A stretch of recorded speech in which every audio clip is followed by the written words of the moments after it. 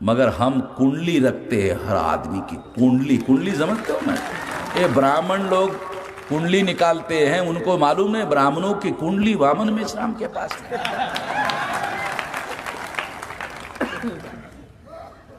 मेरे पास है डाटा हर राज्य में, क्योंकि हमारे पास 31 स्टेट में 542 डिस्ट्रिक्ट में 3,500 तहसीलों में 22,000 ब्लॉक में 1.5 लाख गांवों में हमारा संगठन फैला हुआ है।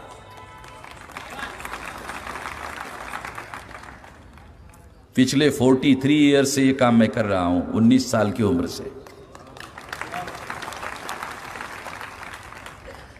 आरएसएस से संगठित शक्ति किए बगैर मुकाबला करना आसान नहीं है। ब्राह्मण को पूछता है पंडित जी, हमारे घर में बेटा पैदा हुआ, क्या नाम रखे? हमारे एक आदमी ने ऐसे एक आदमी को पकड़ा, अरे बच्चा पैदा हुआ वो नाम भी रख ले। तो कहता है नहीं नहीं नहीं, बच्चा पैदा करना आसान काम है भाई, नाम रखना कठिन काम है। अब इतनी बुद्धि तो हमारे पास है नहीं जितनी उसके पास है। तो उसने कहा चलो ऐसा ही है तो फिर जाओ। तो उसने पंडित को पूछा, पंडित जी हमारे घर में बेटा पैदा हुआ, क्या नाम रखे? कहा कब पैदा हुआ? कहा बुधवार को पैदा हुआ। अच्छा बुधवार को पैदा हुआ, बुद्धू राम रख गए। तो हमारे आदमी को शब्दों का कोई अर्थ समझ में तो आता है नहीं, हमारे बहुजन समाज में।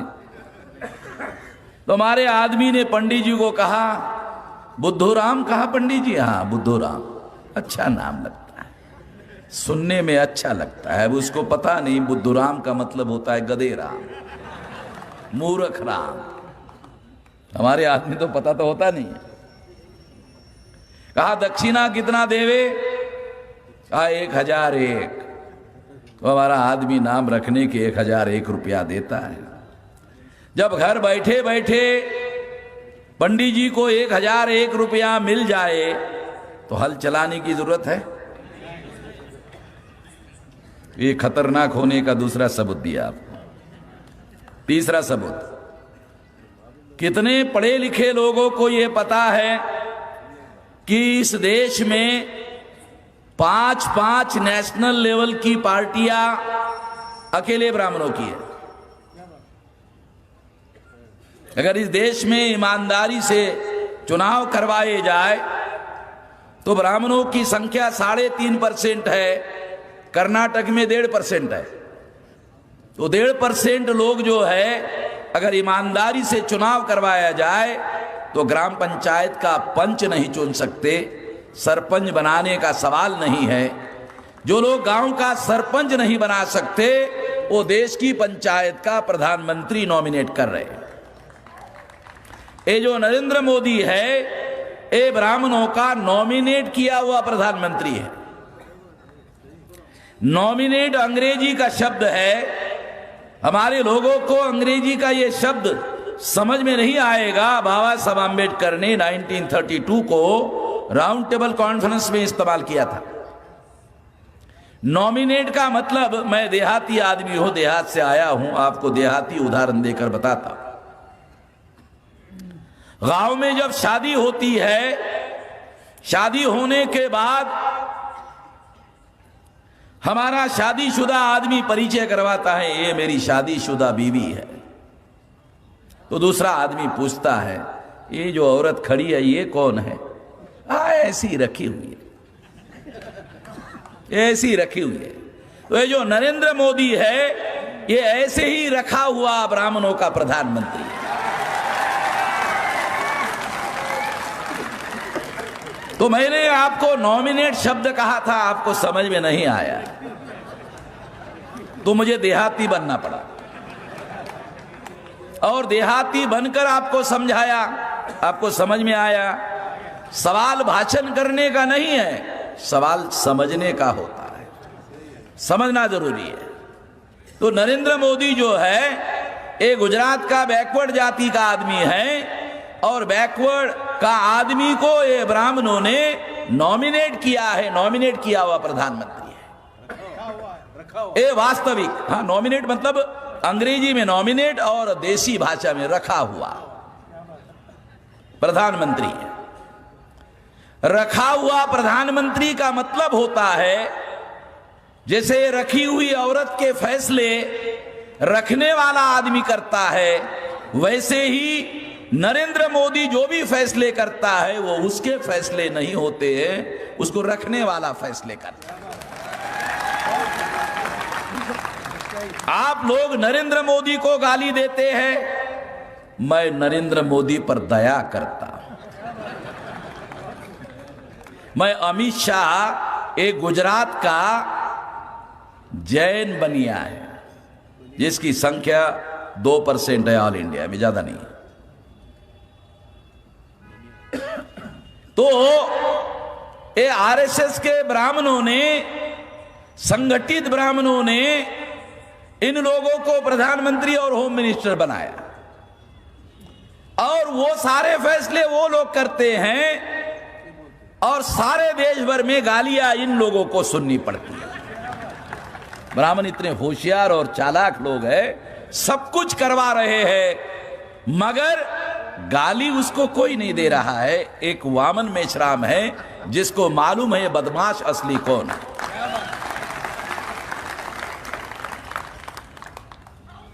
तो इसलिए साथियों, इस देश में उदाहरण के लिए मैंने आपको यह कहा कि 5-5 नेशनल लेवल की पार्टियां अकेले ब्राह्मणों की है। 1885 को नेशनल कांग्रेस बनाई गई।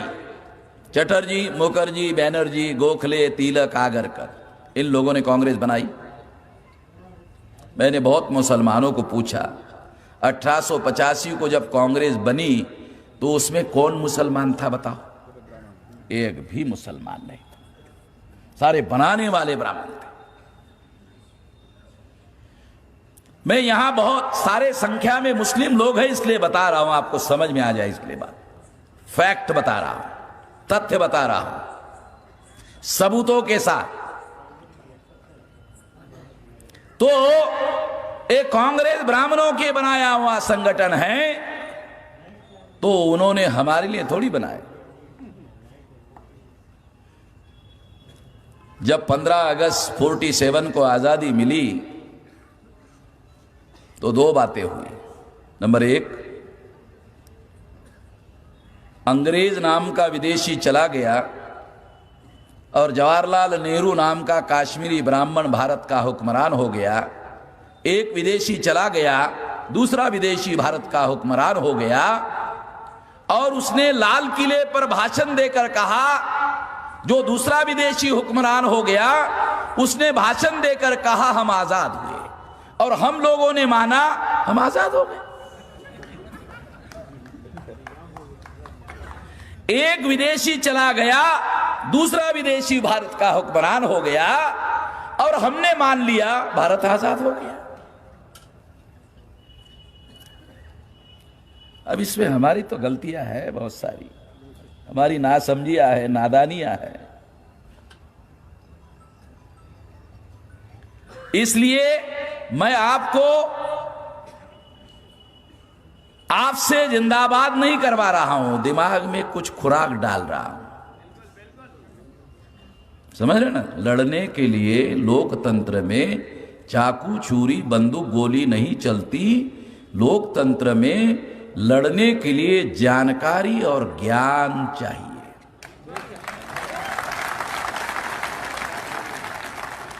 तो मैं अभी आपको केवल जानकारी दे रहा हूं, ज्ञान बड़ी चीज है, वो आगे देखूंगा। पहले जानकारी आपको दे रहा हूं, इसको समझने की जरूरत है, क्योंकि यही जानकारी कल मैदान में लड़ने के लिए आपके काम में आएगी। क्योंकि जानकारी लोकतंत्र में हथियार है। चाकू, छुरी, बंदूक, गोली लोकतंत्र में हथियार नहीं है, जानकारी हथियार है। तो पहली बात मैंने आपको बताई। दूसरी बात, 15 अगस्त को जब पंडित जवाहरलाल नेहरू देश के प्रधानमंत्री बने तो उन्होंने फैसला किया कि 14 अगस्त 47 तक 33% मुसलमान प्रशासन में थे।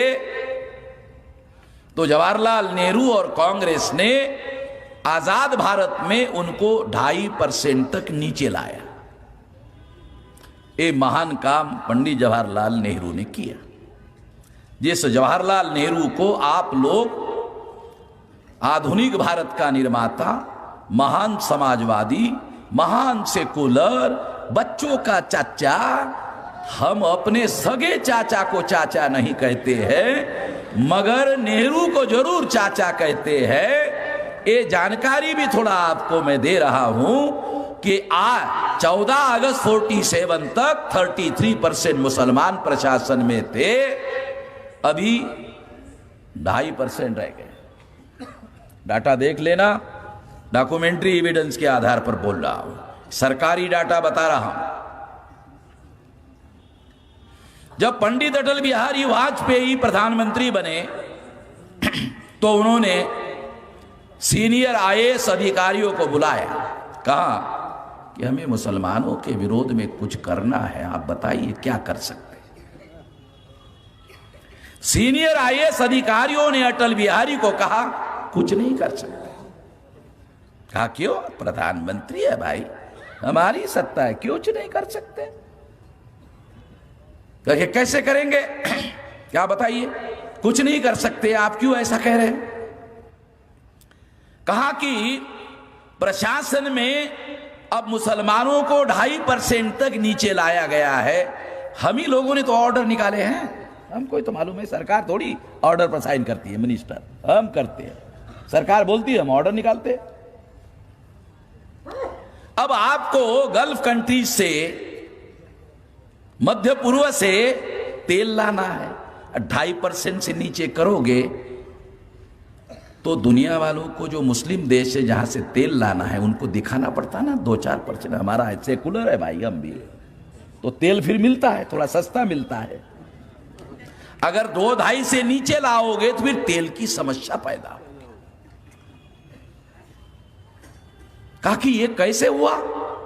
कहा कि ये तो कांग्रेस ने किया, आपको करने के लिए कुछ बचा नहीं है। ये सारा का सारा काम कांग्रेस के समय में हुआ। नहीं, कांग्रेस वाले तो सेकुलर है, ये कैसे किए?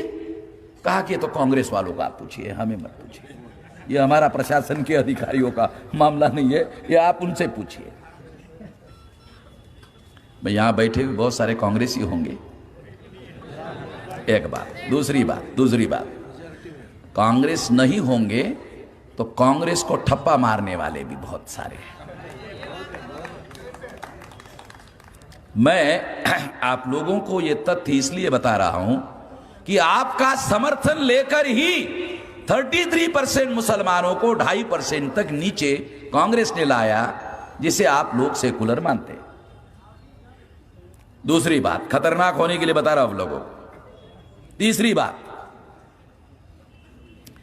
जो दूसरे नंबर की पार्टी है भारत की कम्युनिस्ट पार्टी, श्रीपाद अमरू डांगे नाम का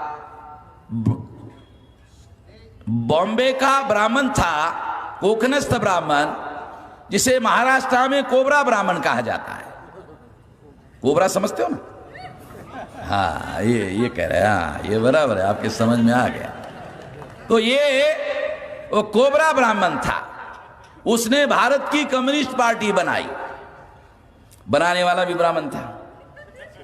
दूसरी पार्टी। तीसरी पार्टी, भारत की कम्युनिस्ट पार्टी से एक नई पार्टी बनी, उसका नाम है मार्क्सवादी कम्युनिस्ट पार्टी। इसको बनाने का काम केरला के ईएमएस नंबूदरी ब्राह्मण था। हो गया तीसरी पार्टी नेशनल लेवल की, जिसके आज जनरल सेक्रेटरी सीताराम येचूरी है। ये साउथ इंडिया का काला ब्राह्मण है, नॉर्थ इंडिया का जो गोरा ब्राह्मण है उससे काला ब्राह्मण ज्यादा खतरनाक होता है। आप साउथ इंडिया में रहते हैं इसलिए आप लोगों को थोड़ा खबरदार कर रहा हूं, सतर्क कर रहा हूं, आप लोग सतर्क हो जाइए। क्योंकि आपको क्या लगता है, अरे मेरा कलर उसका कलर एक है भाई, नहीं, चलो एक नहीं, ज़हनियत निर्धारित करती है, समझ लो, शरीर नहीं, जहन, दिमाग निर्धारित करता है। तीसरी पार्टी। चौथी पार्टी, 1952 को जब भारत में पहली बार चुनाव हुआ तो आरएसएस के गोडवलकर ने पॉलिटिकल पार्टी बनाई, उसका नाम रखा जनसंघ। उसका पहला राष्ट्रीय अध्यक्ष श्यामा प्रसाद मुखर्जी, बंगाली ब्राह्मण। 77 में अटल बिहारी आडवाणी ने यह पार्टी जनता पार्टी में विलीन की। झगड़ा हुआ, 80 में बाहर आए और अटल बिहारी ने एक नई पार्टी बनाई। पार्टी का नाम रखा भारतीय जनता पार्टी और उसका पहला राष्ट्रीय अध्यक्ष पंडित अटल बिहारी वाजपेयी, फिर ब्राह्मण, चौथा ब्राह्मण। नाम के साथ बता रहा हूं। किसी को मैं 20 साल से कह रहा हूं और किसी ने कोई एतराज, क्योंकि जो सच बोलता है, जो सच बोला जाता है, उससे डिफेमेशन नहीं होता है, समझ रहे क्या? इसलिए हमारे खिलाफ अभी तक कोई केस या एफआईआर दाखिल नहीं हो पाया और जिन्होंने करने की कोशिश की वो लोग हाई कोर्ट में मुंह की खा के वापस चले गए। ये कानून मैं जानता हूं, बहुत भली बाती, संविधान में जानता हूं, हमारे बाप का लिखा हुआ है, अच्छी तरह से जानते, भली भांति जानते हैं। पांचवी पार्टी है तृणमूल कांग्रेस। ये बंगाल की ममता बनर्जी, बंगाली ब्राह्मण, उसने बनाई और 2017 में चुनाव आयोग ने उसके पार्टी को राष्ट्रीय पार्टी का दर्जा दिया। 5 नेशनल लेवल की पार्टियां अकेले ब्राह्मणों की। इसका मतलब समझते हो? इसका मतलब है कांग्रेस जाएगी तो बीजेपी आएगी, बीजेपी जाएगी तो कांग्रेस आएगी। काशीराम जी कहा करते थे, एक सापनाथ है, एक नागनाथ है। सापनाथ जाएगा तो नागनाथ आएगा, नागनाथ जाएगा तो सापनाथ आएगा। सापनाथ के पास जहर है, नागनाथ के पास भी जहर है। जो भी इनके साथ जाएगा जहर से मर जाएगा। तो हमारी हालत ही है, हम या तो बीजेपी के साथ जाते हैं या तो कांग्रेस के साथ जाते हैं और सापनाथ नागनाथ के पास जहर है, जैसे ही जाते साले जहर से मर जाते। हमारी हालत इसी वजह से करा, ये समझना जरूरी है। सबूतों के साथ बोल रहा हूं। तीसरा खतरनाक होने का सबूत, 2009 में भारत के संसद में 375 लोकसभा की सीटें ब्राह्मणों के पार्टी की थी और सेंटर में या तो कांग्रेस का राज होता है या तो बीजेपी का राज होता है और राज्य में जो मुख्यमंत्री होते हैं वो या तो कांग्रेस के समर्थन से होते हैं या तो बीजेपी के समर्थन से होते हैं। बिहार में नीतीश कुमार बीजेपी के समर्थन से, झारखंड में हेमंत सोरेन कांग्रेस के समर्थन से। तो इसका मतलब है सेंटर में भी उनकी सरकार और राज्यों में भी केवल मात्र उनकी सरकार। समझने की जरूरत है सबसे ज्यादा, यानी देश पर सारा कब्जा कर लिया है। संख्या केवल 3.5%। खतरनाक होने का सबूत बता रहा हूं। 2014 में 411 सीटों पर ब्राह्मणों के पार्टी का कब्जा था। 2019 में 451 सीटों पर ब्राह्मणों के पार्टी का कब्जा था। डाटा बोल रहा हूं चुनाव आयोग का, कोई भी आदमी जाकर वेरीफाई कर सकता है। कोई पत्रकार यहां होंगे तो हमारी तो खबरें कोई छापता नहीं है। वामन मेश्राम पर सारे देश भर में मीडिया वालों ने पाबंदी बना रखी है कि भाई इतना सच बोलने वाला आदमी हम अगर छाप दे तो हमारी कोई खबर नहीं छापेगी और हमें भी पत्रकारिता से निकाल दिया जाएगा। बहुत सारे पत्रकारों ने मेरा इंटरव्यू लिया। इंटरव्यू लेने के बाद सारे सवाल उसके खत्म हो गए। मैंने पूछा छापोगे? क्योंकि पत्रकारों को कोई पूछता नहीं सवाल, पत्रकार ही सवाल पूछते रहता है। मगर मैं हर पत्रकार को आखिरी सवाल पूछता, छापोगे?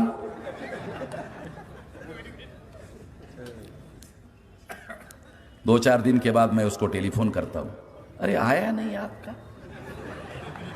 तो बोलता है क्या करे, हमने तो लिख कर दे दिया था। सारा पेपर हमारे नियंत्रण में नहीं है। तो इस देश में मैं छोटी लकड़ी हथियार तो छोड़ो, लटली लेकर भी नहीं चलता हूं, केवल सच बोलता हूं। तो इस देश में सच हजम नहीं होता। कोई अखबार, कोई टीवी हमारी खबर नहीं छापता, न दिखाता है, क्योंकि हम सारा डाटा सबूतों के साथ बोलते हैं। और एक खतरनाक बात, लोकतंत्र सारे दुनिया में 4 पिलर पर खड़ा है। पहला पिलर है विधायिका, मैंने आपको बताया 451 सीटों पर 2019 में कब्जा है। कार्यपालिका में आईएएस, आईपीएस, आईआरएस अधिकारी 79.2% प्रथम श्रेणी के ब्राह्मण और तत्सम। कोई भी आदमी जाके वेरीफाई कर सकता है जो कह रहा। ये डाटा मुझे शरद यादव ने दिया। उसने पार्लियामेंट में सवाल पूछा मिनिस्टर को, मिनिस्टर ने लिखकर जवाब दिया। मैं शरद जी के घर में गया, शरद जी ने मुझे कागज दिया, मैंने कहा क्या है? कहा मिनिस्टर ने जवाब दिया है, ले लो, आपके काम में आएगा। मैं तो इतना नहीं बोल सकता क्योंकि मुझे जरा उन लोगों के बीच में रहना पड़ता है। तो मैंने कहा कि चलो एक कागज मैं ले लेता हूं, अगली बार भी देने का वादा करो तो ले जाता हूं। कहा कि देते रहेंगे। तो ये डाटा की बात कह रहा हूं कि इंडियन एडमिनिस्ट्रेटिव सर्विसेज में 79.2% प्रथम श्रेणी के अधिकारी, 80% कब्जा है। प्रशासन में आपका काम क्यों नहीं होता? यह वजह। जुडिशियरी में 97%, हाई कोर्ट, सुप्रीम कोर्ट में इन्हीं लोगों का कब्जा। कुछ दिन पहले आपने देखा होगा Deepak Mishra chief justice of India. अभी मैं नागपुर का रहने वाला हूं, तो नागपुर का अभी चीफ जस्टिस ऑफ इंडिया है, अभी जो चीफ जस्टिस, और उसका दादा आरएसएस का सेंट्रल लेवल का लीडर था। आप लोगों को पता नहीं है, ये आरएसएस केवल दिल्ली के राज सत्ता में ही नहीं है, सुप्रीम कोर्ट का चीफ जस्टिस भी उसका पोता है जो आरएसएस का पदाधिकारी था, दादा। परिस्थितियां कितनी ज्यादा तेजी से बदल रही है, इसको बहुत गहराई से समझने की जरूरत है। क्योंकि ये खबर किसी अखबार ने नहीं छापी, मगर हम कुंडली रखते हैं हर आदमी की। कुंडली समझते हो ना? ये ब्राह्मण लोग कुंडली निकालते हैं, उनको मालूम है ब्राह्मणों की कुंडली वामन मेश्राम के पास है।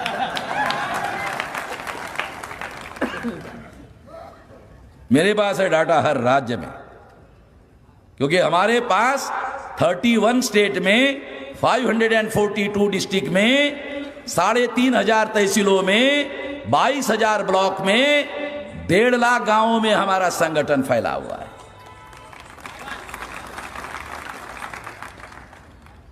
पिछले 43 ईयर से ये काम मैं कर रहा हूं, 19 साल की उम्र से।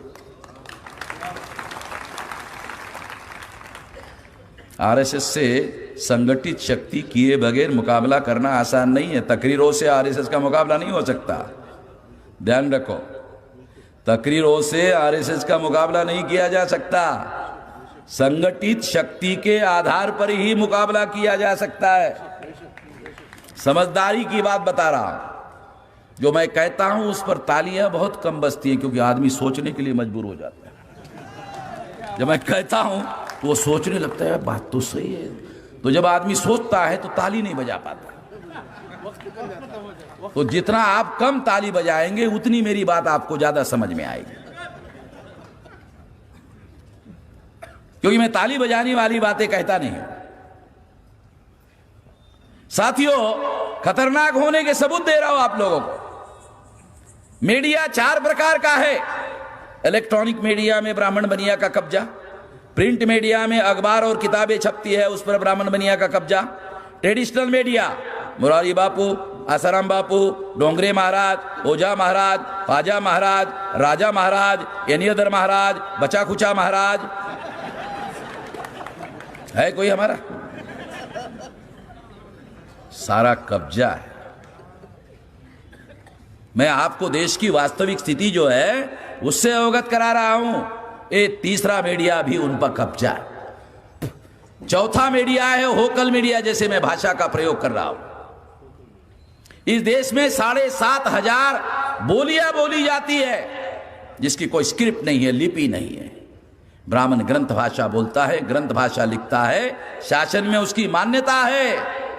हमारी बोली को कोई मानता नहीं है। सारे मीडिया पर भी उनका ही कब्जा है। तो लोकतंत्र के जो 4 पिलर है, विधायिका जहां कानून बनाया जाता है उसका उनका कब्जा है, कार्यपालिका जो कानून पर अमल करते हैं उनका कब्जा है, जुडिशियरी जो विवाद पर फैसले करते हैं, बगैर किसी सबूत के राम मंदिर का फैसला दे दिया। ऐलानिया कह रहा हूं, सुप्रीम कोर्ट के जिन जजों ने यह फैसला दिया, मैं ऐसा ऐलानिया कह रहा हूं, गलत हो तो वो मुझे नोटिस इशू करके बुलाए कोर्ट में, फिर उनके मुंह पर ही कह देता हूं। मैंने वकील को पूछा कि ऐसा कहने से क्या होगा, कहा कंटेम्प्ट होगा। कहा कंटेम्प्ट होने से क्या होगा, कहा सजा होगी। अच्छा कितनी होगी, कहा 6 महीने होगी। तो मैंने कहा चलो मैं 6 महीने अंदर जाके फिर वापस आता हूं। जो सच है बोलना पड़ेगा किसी न किसी को, किसी न किसी को खतरा लेना होगा। मैंने वकील को पूछा, सजा देने के पहले जज पूछेगा ना एक बार आप क्या कहना चाहे, हाँ पूछेगा जरूर। तो मैंने कहा उस समय जज के मुंह पर कहूंगा कि तुम जज हो, खुदा नहीं हो। तुम जज हो, खुदा नहीं हो, ध्यान रखो।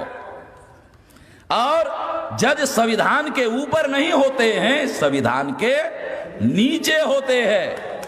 संविधान को ध्यान में रखते हुए फैसले करने होंगे। संविधान को छोड़कर फैसले अगर करोगे तो आप लोगों को हमारी बात सुननी पड़ेगी। हम लोग जो कहेंगे उसको कहना पड़ेगा। इसलिए कह रहा हूं साथियों, इसलिए ये सारे सबूत आपको बता रहा हूं। तो इस तरह से लोकतंत्र के चारों पिलर पर ब्राह्मणों ने कब्जा किया। जब चारों पिलर पर ब्राह्मणों ने कब्जा किया तो देश में लोकतंत्र कहां है? ये तो ब्राह्मण तंत्र है। बहुत भयंकर बात आपको बता रहा हूं। देश में लोकतंत्र कहां है? ये तो ब्राह्मण तंत्र है। सारी व्यवस्था पर ब्राह्मणों का कब्जा। अरे ये लोकतंत्र नहीं, ये ब्राह्मण तंत्र है। कानून और संविधान के विरोध में जाकर तुमने ये स्थापित किया। इसलिए तुम सारी बातें कानून और संविधान के विरोध में कर रहे हो। तुम्हारे विरोध में हर प्रकार की जंग लड़नी होगी और उसी की हम तैयारी कर रहे हैं।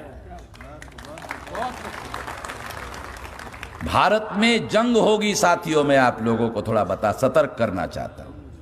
इस जंग से गुजरना ही होगा। अभी हालात ऐसे ही पैदा कर दिए गए, जंग से गुजरना ही होगा। आपकी इच्छा हो तो गुजरना होगा, आपकी इच्छा ना हो तो भी गुजरना होगा। हालात ऐसे बनाए जा रहे हैं, इसलिए आपको तैयारी करना जरूरी है। तो हम सारे देश भर में लोगों को दिमागी रूप से तैयार कर रहे हैं। मुझे बताया गया कि आपने परिवर्तन यात्रा शुरू की और अमित शाह कर्नाटक आकर चले गए। और आज के खबर में मोहन भागवत मुरादाबाद में बोले कल, और जो मैं बोल रहा हूं कर्नाटका में, उसका जवाब मुरादाबाद में दे रहा है कि हम सब हिंदू है। 130 वाले 130 करोड़ लोग सब हिंदू है। जब मुसलमान हिंदुस्तान हिंदुस्तान हिंदुस्तान हिंदुस्तान हिंदुस्तान हिंदुस्तान जिंदाबाद कहते रहता है, तब मुझे लगता है हाँ यार, भागवत जो कहता है वो सही कहता है। समझ में आ रहा है? भागवत कहता है सारे हिंदू है, मुसलमान कहता है हिंदुस्तान जिंदाबाद। तो मुझे लगता है वामन मेश्राम गलत है भाई यार, वामन मेश्राम ही गलत है। बाबा साहब आंबेडकर इस खतरे को जानते थे। उन्होंने संविधान की पहली लाइन लिखी, India that is a Bharat. जितने मुसलमानों के पास पासपोर्ट है, जितने भी लोग विदेश में जाते रहते हैं, आते रहते हैं, एक बार ऊपर का पन्ना देखो, ऊपर लिखा होता है इंडिया, नीचे लिखा होता है भारत। अरे एक बार तो पढ़ो भाई। हिंदुस्तान हिंदुस्तान हिंदुस्तान। मैं हजरत निजामुद्दीन औलिया वहां गालिब एकेडमी हवा गया, सारे लोग हिंदुस्तान हिंदुस्तान हिंदुस्तान हिंदुस्तान कहने लगे। मैं आखिरी बोलने वाला था तो मैंने कहा अरे मैं आरएसएस के बीच में आ गया क्या, मुझे समझ में नहीं आ रहा है। इतना तो आरएसएस वाले हिंदुस्तान हिंदुस्तान नहीं कहते जितने मुसलमान कहते हैं। तो मुझे डाउट हो रहा कहीं मैं आरएसएस वालों के बीच में तो नहीं आ गया। अश्मिता समझ में आ रहा है?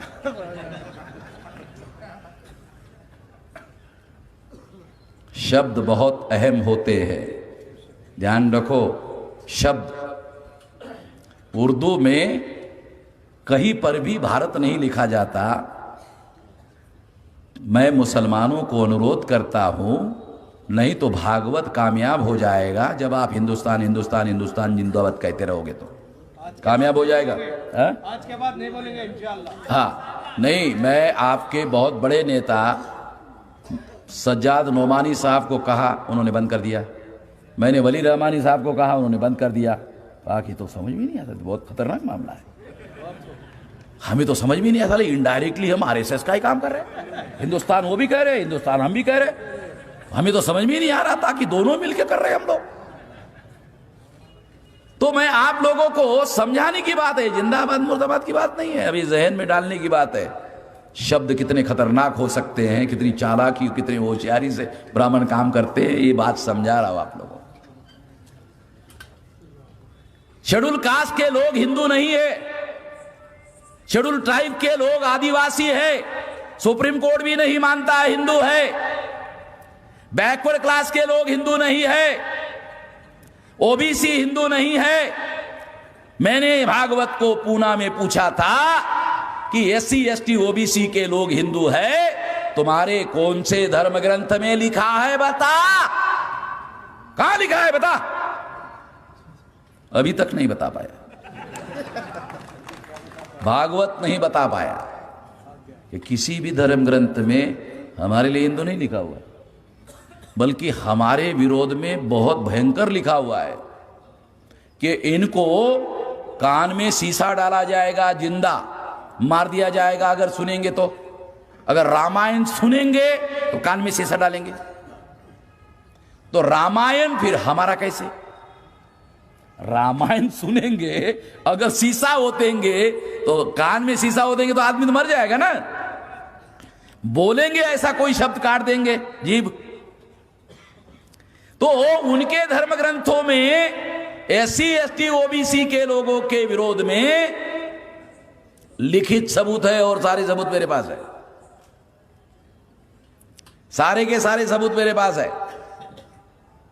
और जब मुझे कोई सबूत नहीं मिलता है तो अंग्रेज लोगों ने इनके सारे सबूत लंदन लेके गए। तो मैं लंदन जाता हूं, मैं पिछली बार गया था कि मैंने कहा वो बाबा साहब आम्बेडकर एक मनुस्मृति का जिस मनुस्मृति का उपयोग करते थे सबूत के तौर पर, वो मिल नहीं रही भारत में, ब्राह्मणों ने गायब कर दिया है, मिलेगी क्या? कहा कि यहाँ तो नहीं है, मगर ऑस्ट्रेलिया में मिलेगी। मैंने कहा क्यों? बोले ऑस्ट्रेलिया में भी हमारे अंग्रेज है। मैं ऑस्ट्रेलिया गया, 200 साल पुरानी मनुस्मृति लेके आया, और अभी क्योंकि कागज जो है सड़ जाता है तो उसकी डिजिटलाइजेशन करके रखा हुआ है कि कल मान लो कोर्ट में कोई सबूत देने का मामला हो, हमारे पास सबूत रखा हुआ। मेरे झंझट में कोई नहीं पड़ता। बोलते हैं वामन मिश्रा, उसको जो बोलना है बोलने दो, उसके बारे में हम वामन मेश्राम नाम का आदमी भारत में पैदा हुआ है, हम किसी को पता ही नहीं चलने देंगे।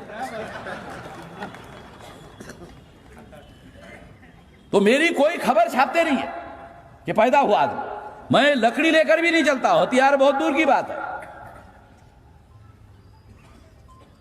तो मैं ये सारी बातें आप लोगों को सबूत के तौर पर बोल रहा हूं कि सारे लोकतंत्र पर इन्होंने कब्जा कर दिया और लोकतंत्र को ब्राह्मण तंत्र में रूपांतरित कर दिया है। वो देश में लोकतंत्र खत्म कर दिया गया है, केवल मात्र ब्राह्मण तंत्र बचा हुआ है और ब्राह्मण तंत्र केवल ब्राह्मणों के लिए काम करता है, बाकी किसी के लिए भी काम नहीं करता है। इसलिए किसान आत्महत्या कर रहे हैं, बेरोजगार भी आत्महत्या कर रहे हैं, इस देश में सभी लोग परेशान हैं।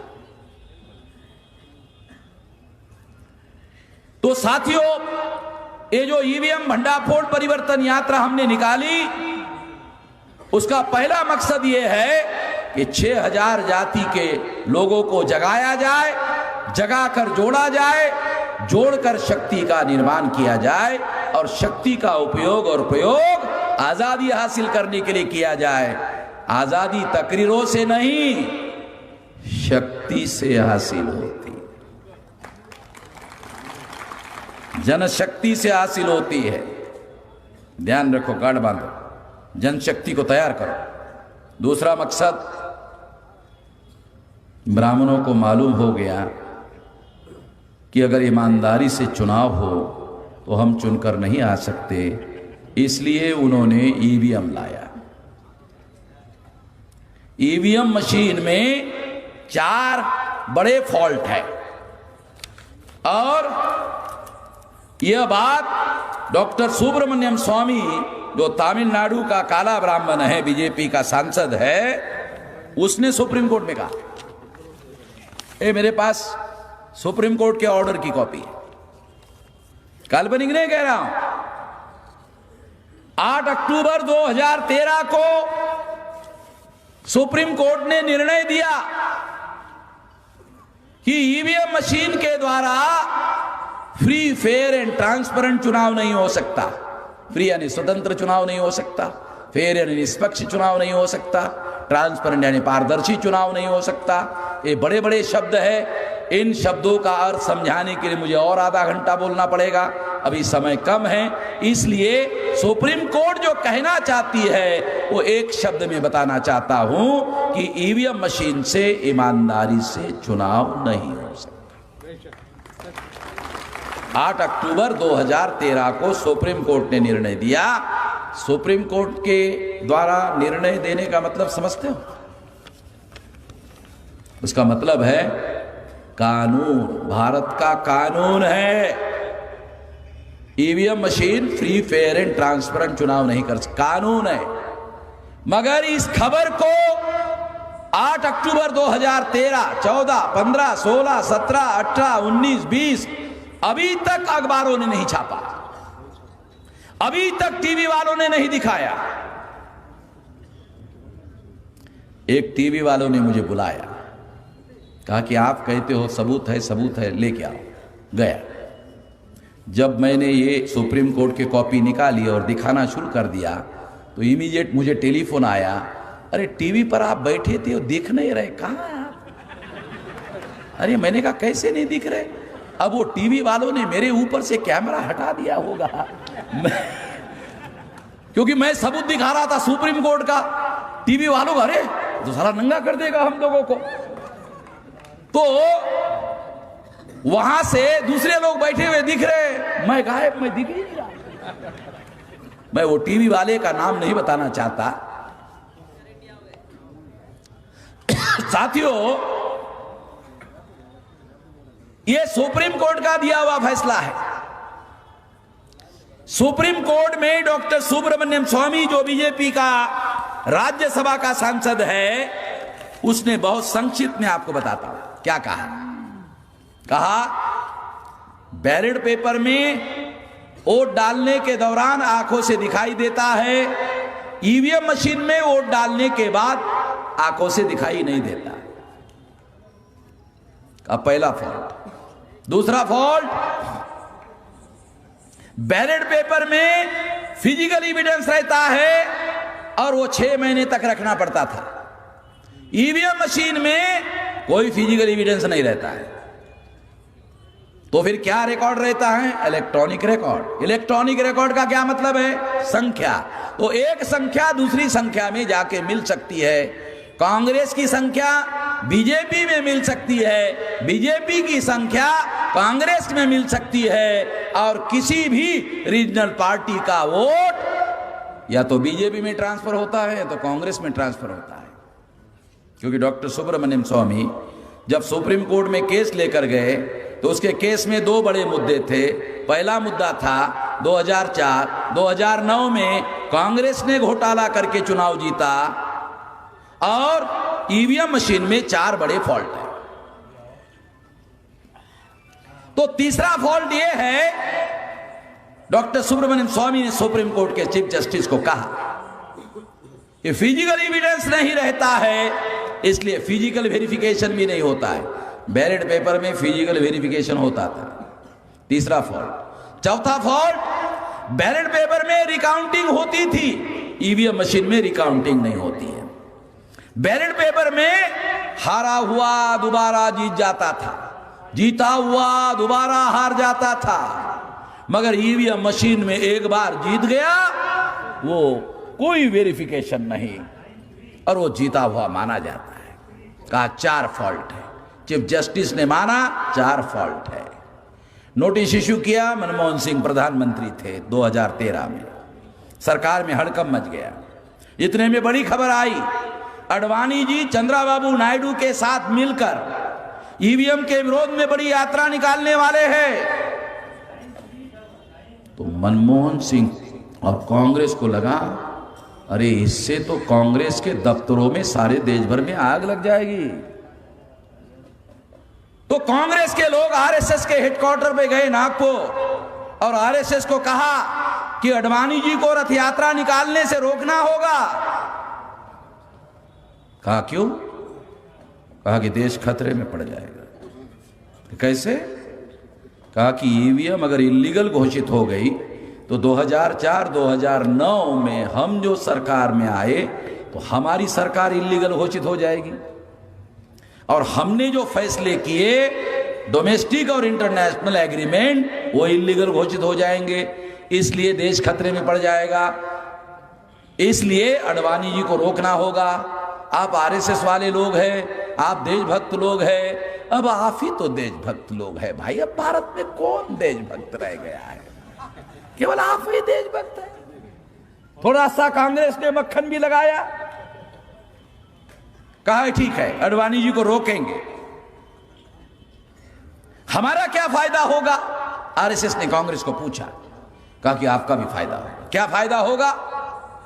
तो कांग्रेस ने कहा 2014 का ईवीएम में घोटाला करके आप जीतो, सरकार हमारी है, चीफ इलेक्शन कमिश्नर हमने बनाया है, जैसे आपको हमको मदद किया इलेक्शन कमिश्नर ने, आपको मदद करेंगे, इंडियन एडमिनिस्ट्रेटिव सर्विसेज के अधिकारी आपकी मदद करेंगे, मीडिया आपकी मदद करेंगे, ये इंश्योर करेंगे 2014 में आप चुनाव जीत लेना।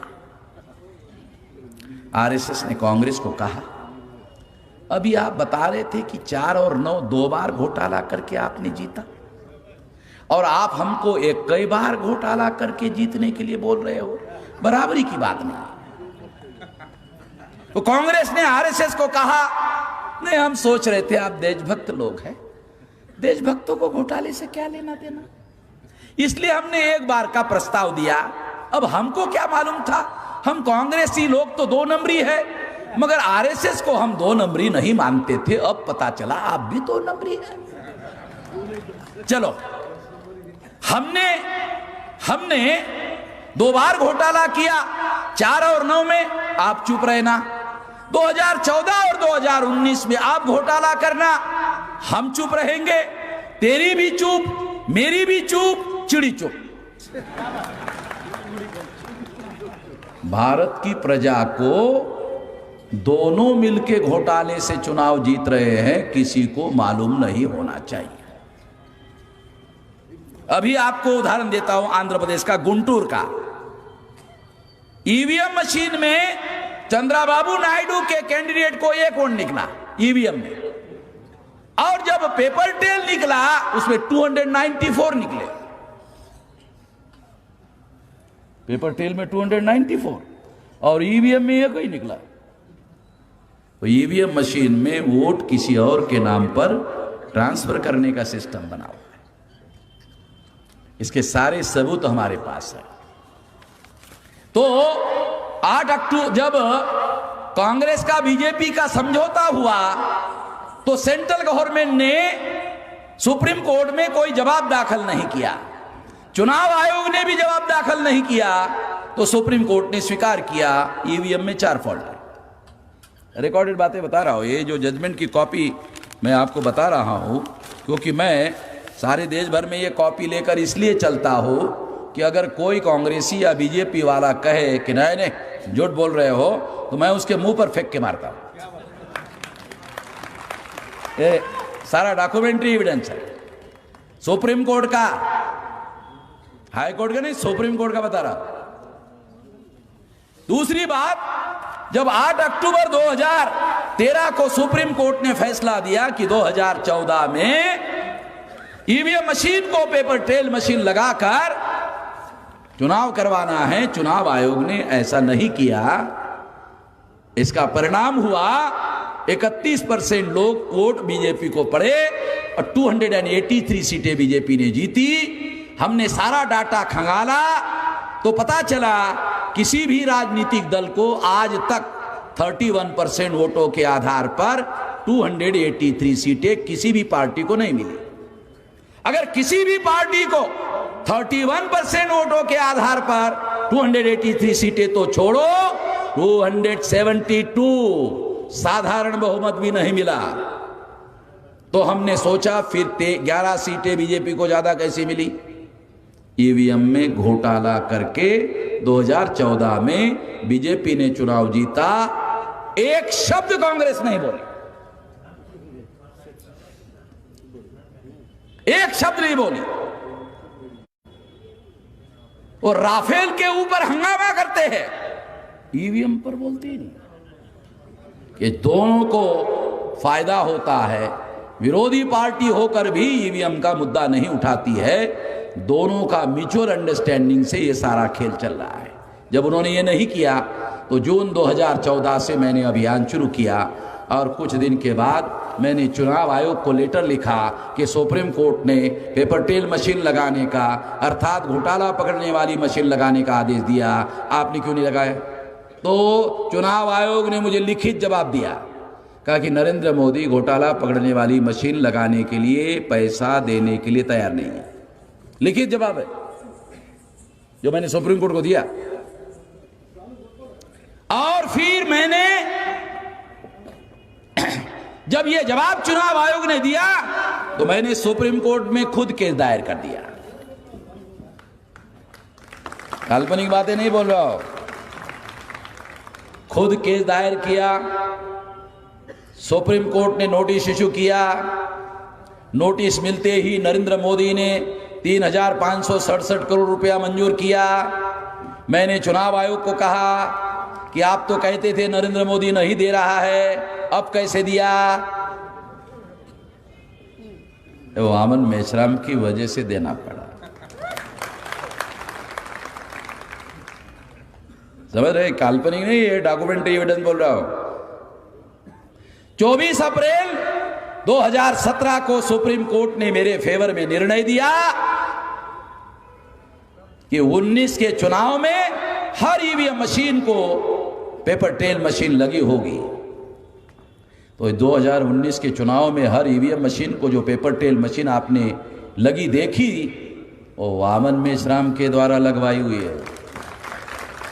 ये फैसला सुप्रीम कोर्ट का। जब मैंने ये फैसला सुप्रीम कोर्ट से करवाया तो इसका मतलब समझते हो, इतने डॉक्यूमेंट्री एविडेंस है मेरे पास जो सुप्रीम कोर्ट भी मानती है कि गड़बड़ होता है। इतने डॉक्यूमेंट्री एविडेंस है। अभी जो मेरी केस जा रही है सुप्रीम कोर्ट में 2019 के चुनाव में, तो मेरे वकील को 8 घंटे बहस करनी पड़ेगी सुप्रीम कोर्ट में, इतने डॉक्यूमेंट्री एविडेंस। साथियों, ये सारा घोटाला ईवीएम के द्वारा हो रहा है। 14 में भी हुआ, 2019 में ईवीएम मशीन लगाने के बावजूद भी घोटाला हुआ। पेपर ट्रेल मशीन लगाने के बावजूद भी घोटाला हुआ क्योंकि पेपर ट्रेल मशीन में 4 फैसिलिटी है, एक आंखों से दिखने की, एक फिजिकल एविडेंस की, एक फिजिकल वेरिफिकेशन की, एक रिकाउंटिंग की, मगर चुनाव आयोग ने केवल आंखों से दिखने की व्यवस्था की, 3 फैसिलिटी नहीं दिया। मैंने दोबारा केस दायर कर दिया।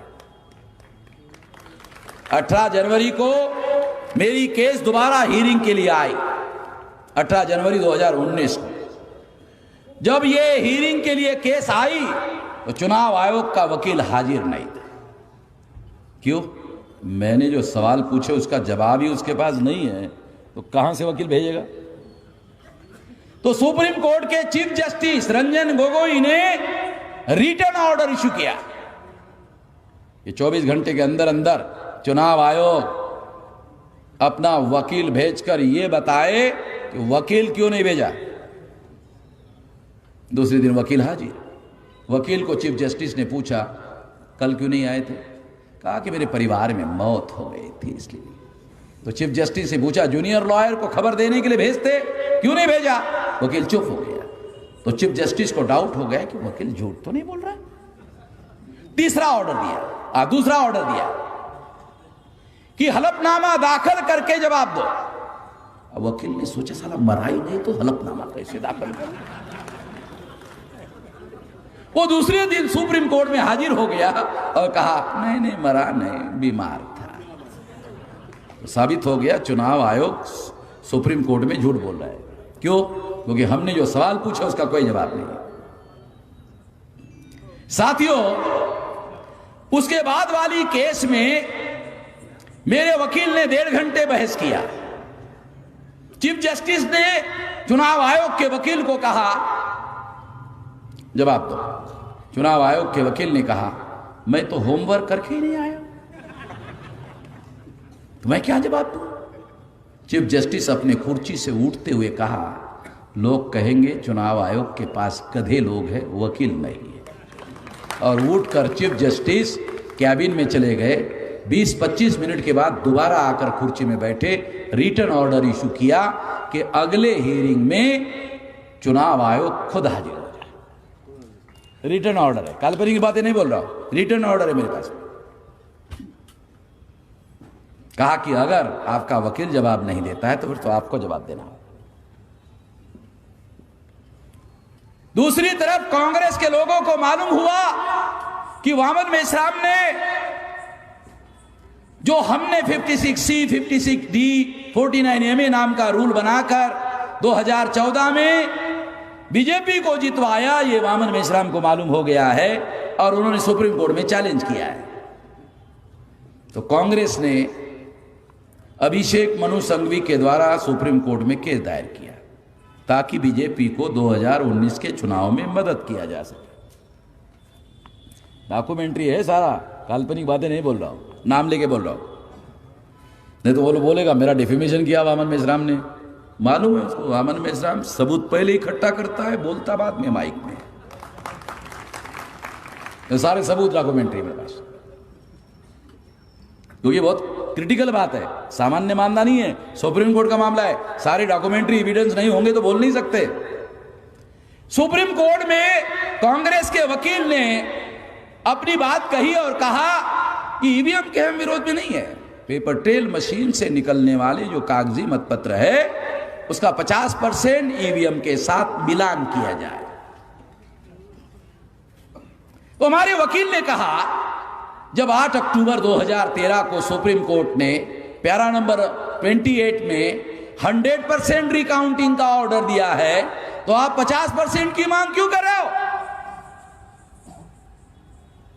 क्योंकि कांग्रेस को बीजेपी को चुनवाने के लिए मदद करना था, इसलिए 50% मिलान की बात कांग्रेस के वकील ने सुप्रीम कोर्ट में कही। इतने में एक बड़ी धमाकेदार खबर आई। चीफ जस्टिस रंजन गोगोई के विरोध में एक औरत ने चरित्र हनन का आरोप लगाया। अखबार वालों ने आपके यहां भी खबर छापी होगी, मगर वो मेरी केस में मामला चल रहा था, ये नहीं छापा किसी ने भी।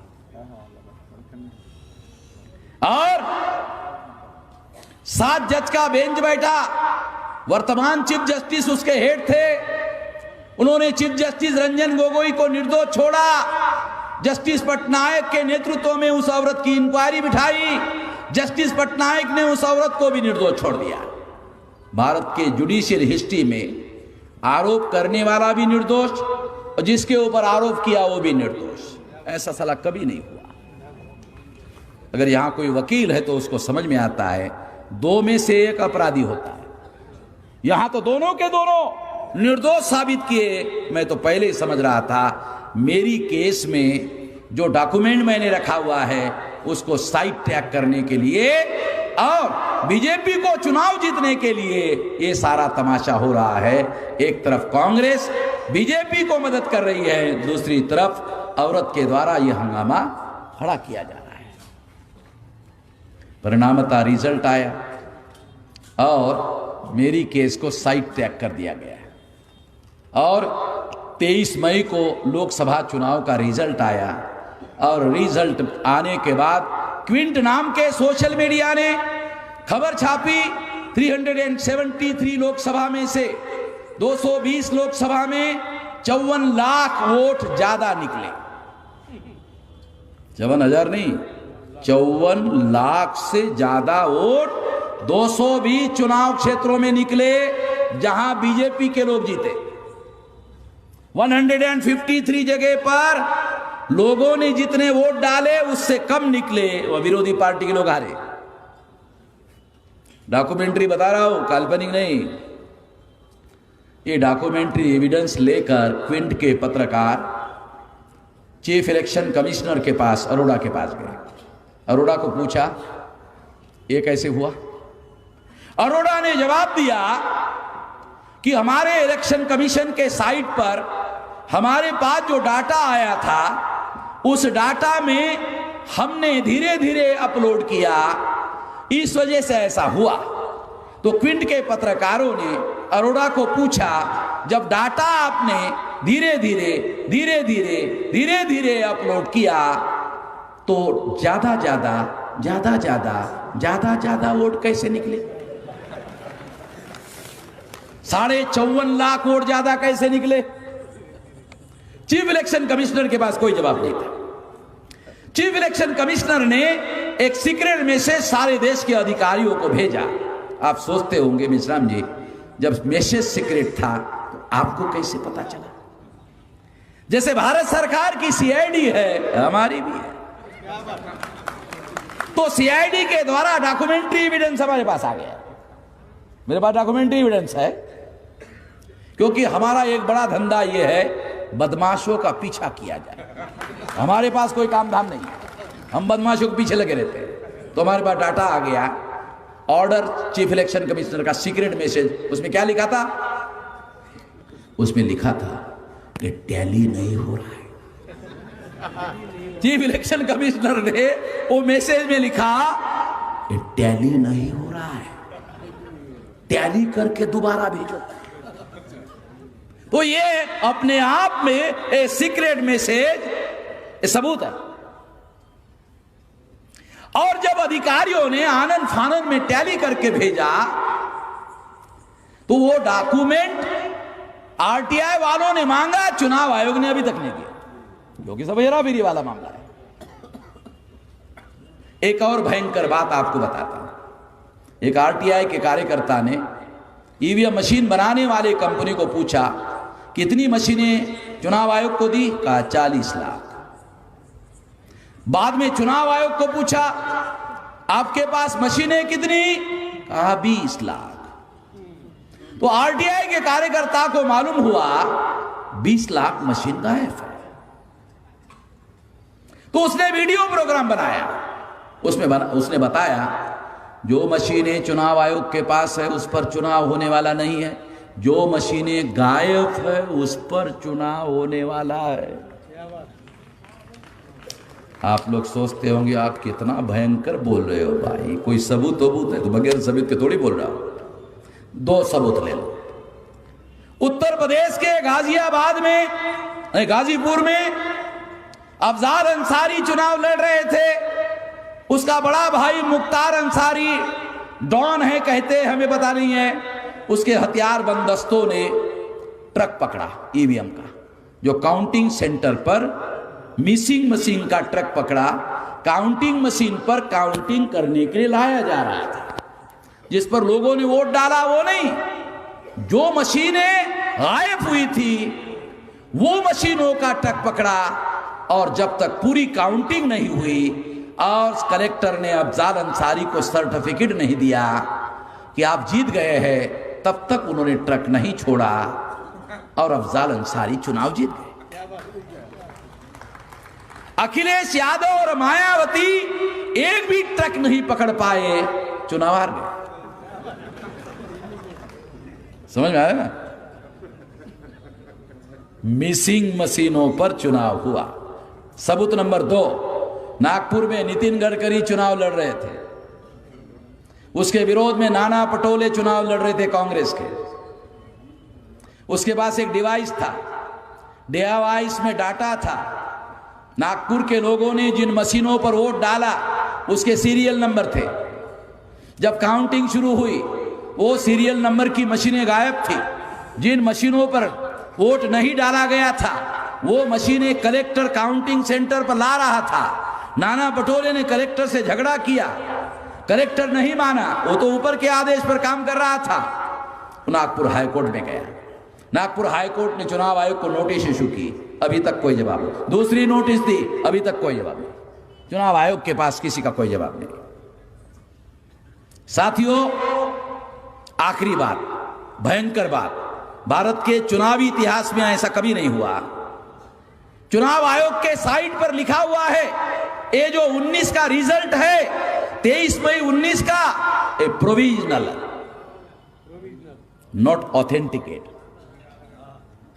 ए result only provisional, not authenticate. कानून के अनुसार 2 महीने में चुनाव आयोग को ऑथेंटिकेट घोषित करना पड़ता है।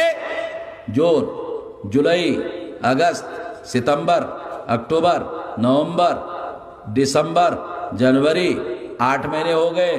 चुनाव आयोग ने अभी तक ऑथेंटिकेट घोषित नहीं किया। कितना भयंकर देश में चल रहा है।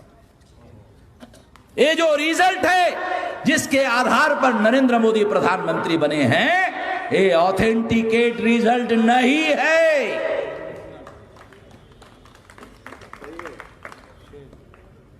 कांग्रेस राफेल पर चिल्ला रही है, ईवीएम पर एक शब्द भी नहीं बोल रही। ये सारा डाटा उसको मालूम है। बॉम्बे में एक नेता ने मुझे कहा, मिश्राम जी, सोनिया जी आपके ऊपर बहुत नाराज है। मैंने कहा, मैंने उनके कौन से ढोर डंगर मारे? ना सोनिया जी के पास कोई खेती है, न मामन मेश्राम के पास कोई खेती है, ना मेरा उनका निजी झगड़ा है। मैं तो ये कह रहा हूं, कांग्रेस विरोधी पार्टी है तो ईवीएम का मामला पार्लियामेंट में क्यों नहीं उठा रही है? राफेल का उठाने के लिए ऑब्जेक्शन नहीं है, मगर ईवीएम का भी उठाया जाए। अगर पार्लियामेंट 2-4 दिन बंद हो जाए तो ईवीएम खत्म हो जाएगी। ऐसा नहीं किया जा रहा है। साथियों, अभी आपको ईवीएम का जो पुराण है, महाभारत है, बहुत ज्यादा समय लेकर आपको बताया। जो भयंकर बात आपको बता दें, ये जो कानून पास हो रहे हैं, सिटीजनशिप अमेंडमेंट का कानून, एनआरसी का कानून, एनपीआर का कानून जो पास हो रहा है, ईवीएम की वजह से। मुसलमानों को खास तौर पर अनुरोध करना चाहता, इतने बड़े बड़े फैसले करने का उनको हौसला आया कहां से? कहां से हौसला आ रहा है? उनको क्या लगता है, अरे चाहे कुछ भी हो जाए, लोग चाहे कितना भी आंदोलन करे, हम तो ईवीएम से चुनेंगे। उनको ऐसा लगता है, लोग चाहे कुछ भी करते रहे आंदोलन, मगर चुनाव तो हम ईवीएम से जीतेंगे। इसलिए उनको लगता है कुछ भी करने से कुछ भी नहीं होगा, हम ही चुनकर आएंगे। मैं मुसलमानों को खास तौर पर अनुरोध करना चाहता हूं, एनआरसी के साथ साथ, सिटीजनशिप अमेंडमेंट के साथ साथ, एनपीआर के साथ साथ ईवीएम का मुद्दा आप अपने आंदोलन में जोड़ लो, क्योंकि ईवीएम की वजह से ये एनआरसी, सिटीजनशिप अमेंडमेंट, ये सारे मामले खड़े हो रहे हैं। अटल बिहारी अडवाणी जैसे टॉलेस्ट नेता बीजेपी के पूरी ताकत लगाकर 182 सीटों से ज्यादा जितवा नहीं पाए। नरेंद्र मोदी अटल बिहारी अडवाणी के लिए चादर बिछाने वाला आदमी था गुजरात में। वो अटल बिहारी अडवाणी के मुकाबले का लीडर नहीं है, तो 303 कैसे आ रहे? अटल बिहारी अडवाणी से बड़ा हो गया? मैं तो नहीं मानता बड़ा हो गया। फिर ईवीएम की वजह से, इसको समझने की जरूरत है। और इसलिए ये जो एनआरसी है, एनआरसी का आपको थोड़ा डाटा बताता हूं, आपको समझ में आ जाए। एनआरसी आसाम में लागू हुई, 19,48,000 लोग नागरिकता विहीन कर दिए गए। उसमें 5 लाख मुसलमान हैं, 14,48,000 SC ST OBC के लोग हैं। मुसलमान मानते हैं कि वो केवल उनकी समस्या है, गलत बात है। मुसलमानों से 3 गुना ज्यादा SC ST OBC की संख्या है। मुसलमान तो 5 लाख है, 14.5 लाख तो SC ST OBC है। मुसलमान जाग गए, SC ST OBC के लोग जागे नहीं है। यहां जो भी SC ST OBC के लोग हैं वो जान ले कि अभी जो 6,000 लोग डिटेंशन कैंप में आसाम में मारे गए, उसमें 5,000 SC ST OBC के लोग हैं और केवल 1,000 मुस्लिम है। 5,000 SC ST OBC के लोगों को मार दिया गया। तो जो SC ST OBC के लोग बीजेपी के प्रचार के प्रभाव में आकर कहते हैं कि ये मामला केवल मुसलमानों का है, गलत बात है। ये 3 गुना मुसलमानों से ज्यादा SC ST OBC का है। SC ST OBC के लोगों को डाटा मांगा जाएगा, कागज मांगे जाएंगे। कहां से कागज है उनके पास? शेड्यूल कास्ट के पास कोई कागज नहीं है। आदिवासी तो जंगल में रहते हैं, उनके विलेज तो रेवन्यू विलेज नहीं होते, ना उनके पास कागज है ना सरकार के पास कागज है। जो नॉमिनिक टाइप के लोग हैं वो तो गांव के पास पाल लगाकर 3 दिन रहते हैं, दूसरे 3 दिन दूसरे जगह चले जाते हैं। उनके पास तो कुछ है ही नहीं है। जो MBC के लोग हैं उनकी हालत बहुत ज्यादा खराब है। जो OBC के लोग किसान हैं, खेती की वजह से डाटा मिलेगा, मगर जो खेती पर मजदूरी करते हैं OBC, उनके पास भी कोई डाटा अवेलेबल नहीं है। इवन लिंगायत मजबूत है आपके कर्नाटका में, जो लिंगायत किसान है, जो लिंगायत व्यापारी है, उसके पास कागज मिलेगा। जो लिंगायत खेती में मजदूरी करता है उसके पास भी डाटा नहीं। ये समझने की जरूरत है। एक तो ये बात। दूसरी बात, ये जो NPR है, क्या है NPR? NRC में R है, NPR में भी R है। आपको समझने के लिए, NPR में R है और NRC में भी R है। R का क्या मतलब है? रजिस्ट्रेशन। रजिस्ट्रेशन का क्या मतलब है? बगैर कागजों के कोई रजिस्ट्रेशन नहीं होगा। तो सरकार NRC शब्द बदनाम हो गया, इसलिए NPR लाया, नाम बदल कर है, चालाकी से। समझ लो, NPR जो है ये NRC ही है, मगर उसका नाम बदल कर लाया NPR, क्योंकि उधर भी रजिस्ट्रेशन करना होगा। ये समझने की जरूरत है। ये तो दूसरी बात आपको बताया।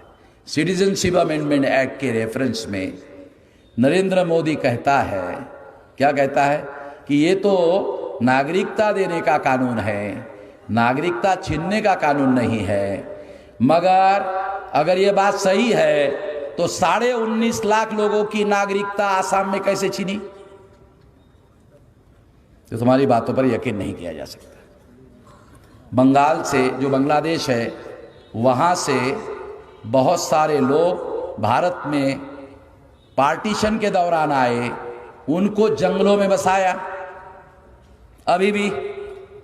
और जिनको बाबा साहब अम्बेडकर ने खुलना, जसोर, बोरीशाल और फरीदपुर से संविधान सभा में चुनकर भेजा था, वो लोग भी भारत में आए, उनको भी आपने बंगाल में नहीं बसाया। ये तो सारे के सारे लोग, ये तो हमारे लोग हैं। जिनको आप कागज मांग रहे हो वो तो हमारे लोग हैं, और कागज नहीं मिलेगा। डिटेंशन कैंप में 19.5 लाख लोगों को भेज दिया, 5 लाख मुसलमान, 14.5 lakh SC ST OBC।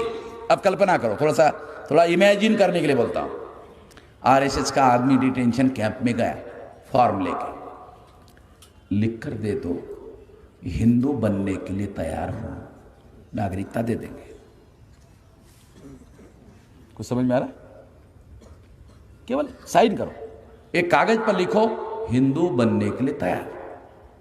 Hindu का मतलब ब्राह्मण का गुलाम बनने के लिए तैयार, लिखो, नागरिकता दे देंगे। कानून में लिखा हुआ है। मुझे पत्रकारों ने पूछा साइन बाग में, आपको क्या इतराज है मेश्राम जी? तो कानून में तो लिख दिया गया है कि सभी हिंदुओं को नागरिकता दी जाएगी, आपको क्या इतराज है? मैंने कहा चलो ठीक है, हिंदू के नाम पर नागरिकता दी जाएगी। हमने तो नहीं मांगा कि हिंदू के नाम पर दो,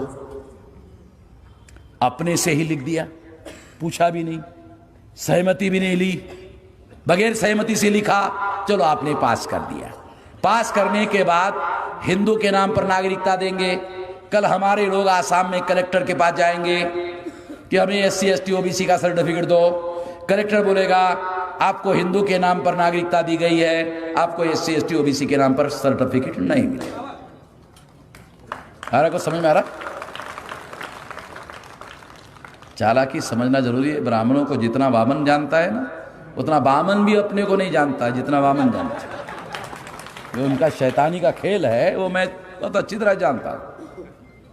तो इसलिए हम इसके विरोध में सारे देश भर में 29 तारीख को भारत बंद का ऐलान किया, और हमारी एक मांग हमने उसमें डाली कि हम NRC का विरोध करते हैं, मगर एक शर्त पर समर्थन करते हैं कि यदि DNA के आधार पर NRC। अच्छा, इसका क्या मतलब है? थोड़ा सा मतलब भी समझाता हूं। DNA के आधार पर NRC, DNA के अनुसार ब्राह्मण विदेशी है, और DNA के अनुसार SC ST OBC और माइनॉरिटी मुसलमान सारा भारतीय है। तो हमने उनको कहा लो खुद जांच कर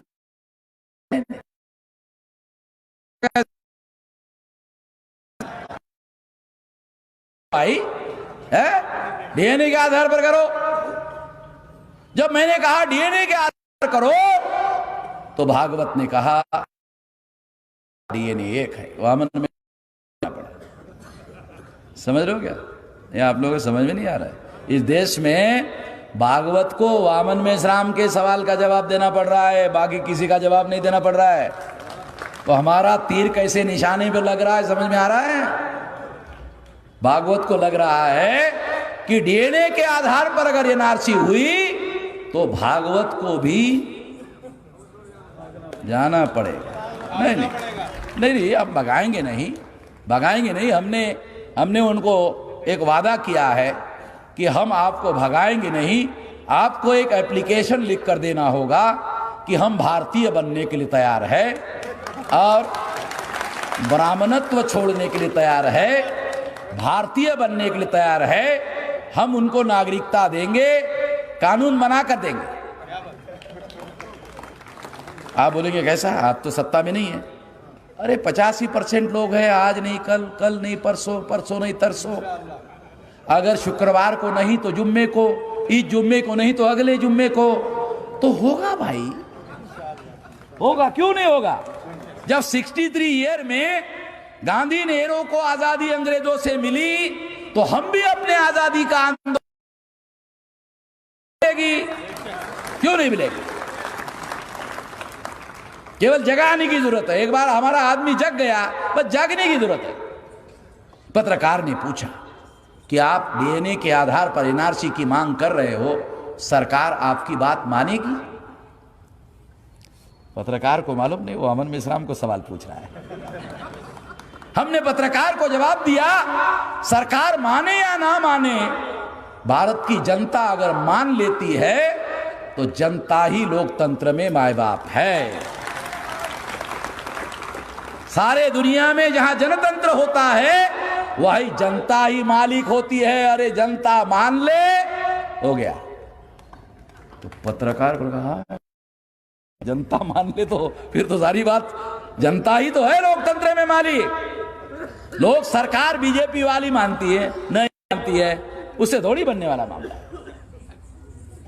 तो साथियों, डीएनए आधारित का हम समर्थन करेंगे और इससे क्या होगा, सारे लोग भारतीय साबित हो जाएंगे, ब्राह्मण छोड़कर। ब्राह्मण के साथ भी हम गैर बराबरी नहीं करेंगे, उनको भी भारतीय का सर्टिफिकेट देंगे। उनके साथ जैसा वो हमारे साथ व्यवहार कर रहे हैं, हम वैसा व्यवहार नहीं करेंगे। उनके साथ भी इंसाफ करेंगे, के लिए सर्टिफिकेट देंगे कि तुम विदेशी भारतीय हो, ऐसा सर्टिफिकेट दे देंगे।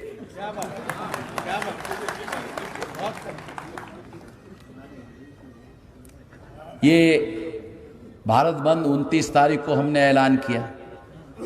29 तारीख को रायचूर में आपको क्या करना है? आपको थोड़ी भारत बंद करना है, वो तो वामन मेश्राम को भारत बंद करना है। आपको रायचूर में रायचूर बंद करना है, भारत बंद आपको नहीं करना है, आपको रायचूर बंद करना है। अब बंद कैसे होगा रायचूर? आपको सिंपल तरीका बताता हूं। एक मजदूर है, अगर फैक्ट्री में काम पर जाता है, अनुरोध करता हूं मजदूर को एक दिन छुट्टी ले ले, कंपनी बंद होगी, बंद कंपनी, काम नहीं चलेगा। व्यापारी अपनी दुकान बंद कर दे एक दिन, ताकि दिल्ली में मोदी के कान तक आवाज जाए कि लोग इसके बहुत ज्यादा विरोधी है।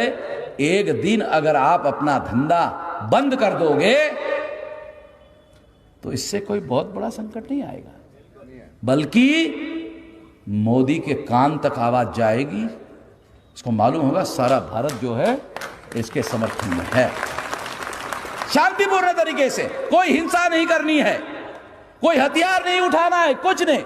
सरकार को मैसेज देना है, हां हम लोग इसके विरोध में, एक साथ सारे देश भर में, सिंपल तरीके से।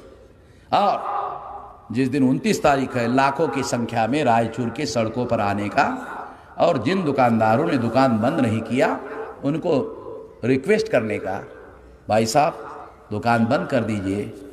अगर उन्होंने नहीं माना तो उनको कहने का, जैसे आपको दुकान ना बंद करने का अधिकार है, वैसे अगले दिन से आपके दुकान में खरीदारी ना करना ये भी हमारा है। अगर उसके दुकानदार में खरीदारी नहीं हुई तो उसको मक्खी मारने का धंधा शुरू करना पड़ेगा। ग्राहक नहीं जाएगा तो मक्खी मारता रहेगा। अहिंसक तरीके से, कोई हिंसा करने की जरूरत नहीं है। अगर हिंसा करोगे दुश्मन आपके ऊपर गोली चलाएगा, कोई जरूरत नहीं। शांति, शाहीन बाग ने जो औरतें वहां शांतिपूर्ण तरीके से, बच्चे, औरतें, बूढ़े बैठे हुए, शांतिपूर्ण, केवल शांति से करना है, कुछ नहीं करना है गड़बड़। अगर इस तरीके से आप करोगे सारा मामला हल हो जाएगा, सारा का सारा मामला हल हो जाएगा। ये करना होगा आने वाले समय में, आप ऐसा करोगे। इतना ही मैं आपसे उम्मीद करता हूं। हम सब लोगों को ये लड़ाई मिलजुल कर लड़नी चाहिए। एससी, एसटी, ओबीसी, माइनॉरिटी के सभी लोगों को अलग अलग लड़ाई नहीं लड़नी चाहिए, मिलजुल कर लड़नी चाहिए। अगर हम मिलजुल कर लड़ेंगे तो जय हमारा है, विजय हमारा है, फतेह हमारा है, हर हालत में सफल होंगे। आपने ध्यान से सुना, इसलिए आभार, धन्यवाद। भाइयों, 29 तारीख को वामन मेश्राम साहब के ऐलान के मुताबिक आपका रायचूर भी बंद होगा। यहाँ हमारे बहुजन क्रांति मोर्चा के लोग आदिल वगैरह की और मौलाना फरीद खान साहब की क़यादत में यहाँ पर बंद किया। फिर मैं जनाब आदिल भाई से गुजारिश करता हूँ कि सबको शुक्रिया अदा करें। Thank you. साथियों एक सेकंड आधा मिनट सही कहा, सही कहा। ये जो डीएनए है 1 जनवरी 2001 को डीएनए का रिसर्च हुआ और उसके अनुसार ये सिद्ध हुआ कि ब्राह्मणों का डीएनए यूरेशियन लोगों का है, भारतीय नहीं है। एक बात। अभी राखीगढ़ी हरियाणा में जो रिसर्च हुआ उसमें भी यही मिला। तो ब्राह्मण का डीएनए विदेशियों का है। अंग्रेज जैसे विदेशी थे उससे ज्यादा खतरनाक विदेशी ब्राह्मण।